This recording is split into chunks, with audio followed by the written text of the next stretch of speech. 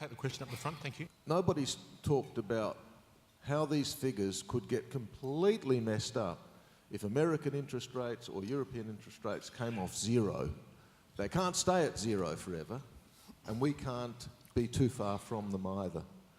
What does the panel think about changes in interest rates and what that could do to all of the numbers that the Treasury is putting out? Oh, look, I think interest rates are a big risk. You're quite right. I mean, in Europe and America, they are at zero or thereabouts. And so the only direction they can now go, presumably, is up. What would Australia do? Well, Australia could still cut its rates further, but I mean, even with the generous people at the National Australia Bank, there's a limit to how much the actual market rate, that is the rate that customers pay, can be cut from this point in. So, yes, I mean, if you look at valuation of assets, the way currencies move, all these things, at the moment everything's predicated on interest rates staying very, very low. And were that to change, and it could change, because you're right, it can't last forever, then yeah, it'd be a real shock. So, you know, I mean, by 2017, the idea that US interest rates would stay at officially close to 0%, I think is probably not the case. So, I mean, I suppose my view is you plan for interest rates to be higher and hope they'll stay lower. In terms of the US, where they've done a lot of printing money. And so what you can sort of do is you can back solve and say, what would they be if you could have a negative interest rate? And the answer is -6, okay? So they're effectively at -6. What's been happening recently, and particularly you see it in the Australian dollar, is the Fed has sort of told their friends in the press, who've sort of leaked it, that they've got a plan of getting rid of printing money. And they're probably going to stop printing money early next year or late this year, depending on how the economy goes. That is actually the reason why the Australian dollar hit parity. It wasn't that the Australian dollar suddenly everyone sold it. It's just that everyone thought, therefore the US economy must be better than we thought. Therefore they might stop printing money and start increasing rates, but not for a long time, but at least stop the -6 sort of equivalent. And that's why the US dollar went up. And everybody in Australia interpreted it as, the Australian dollar's going to crash. In terms of short-term interest rates, the Fed is on record as saying they will not increase rates until unemployment is 6.5 or lower. And so you know they're not going to basically increase rates until 2015 or thereabouts. I think one of the risks on interest rates is actually not at the short end but at the long end of the curve. In other words, at some stage, let's say the Fed stops printing money, people then say, okay, for the next 10 years, what should be the average interest rate? Well, let's say 2%, something like that. Then people say, well, hang on, I'm not sure that I want to give the government in the US or Japan or Europe my money for 10 years at sub 2%. And so we could suddenly go to 6 or 7. And at 6 or 7, you've got a real problem in funding some of these deficits, and you've particularly got a big problem in Japan. So that's the sort of thing that I think we would look at. We certainly at NAB, because in the credit bureau or credit area, we're ever thinking what might blow the world up. That's one we're looking at. But I think in the short-term interest rates ain't the problem. It's more likely to be medium-term to longer-term interest rates, and probably realistically a year or two out from here.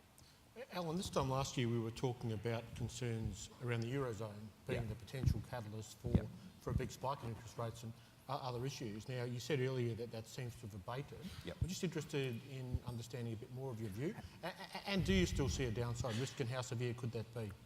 First thing is, in Europe, it's still a recession, it's still a basket case, and it's still going backwards. And I really worry about unemployment rates of 26% and youth unemployment rates of nearly 60 that you've got in Spain and Greece. So I think there's a real problem there.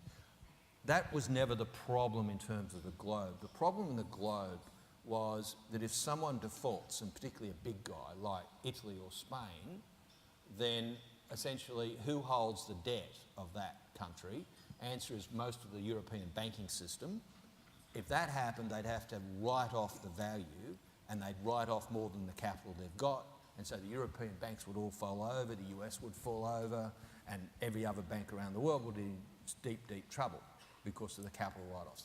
What the ECB, or the central bank, has essentially done is they said, okay, you guys, the big guys, if you've got an operating debt market, you can come to us and get a Greece-light package, all right?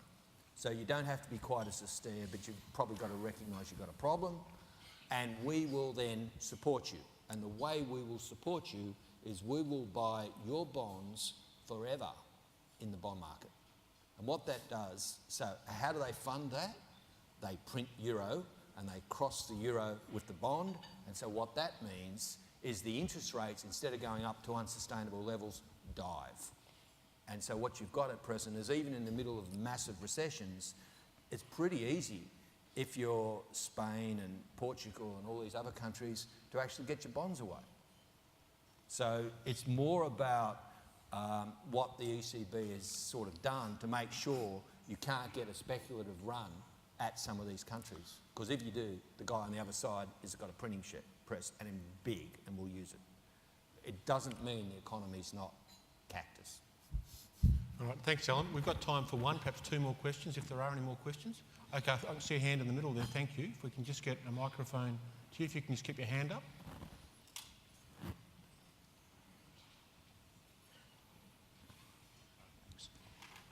Monthly tax on super funds. If you're, say, over 60 and tax exempt on your first 100K, any clues how you think they may try and tax you the 15% when you make over 100K but tax you monthly?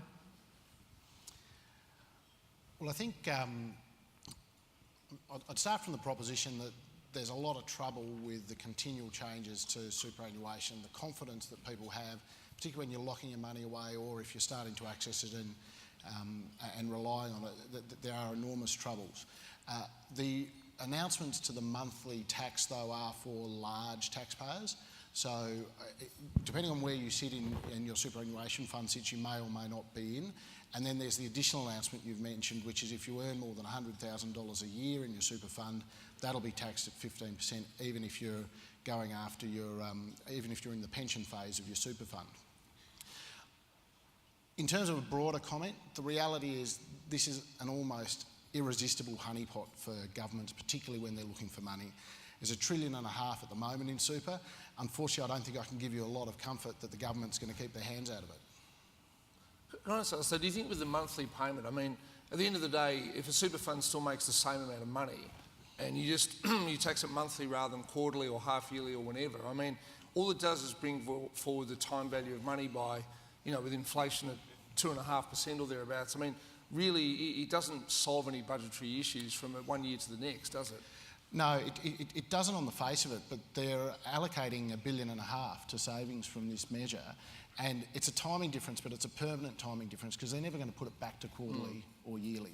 So they bring it forward and they're keeping it forward, and it will generate a lot of money and interest savings for them. Unfortunately, it's a lot of compliance for the rest of us, and they're probably going to have to hire more people at the tax office to check our monthly returns as well. Lucky you're a partner at an accounting firm. So change is always good. Fantastic. I think we're out of time, so we'll call a halt to the proceedings now. If everyone could just join me in please thanking our speakers, that'd be great.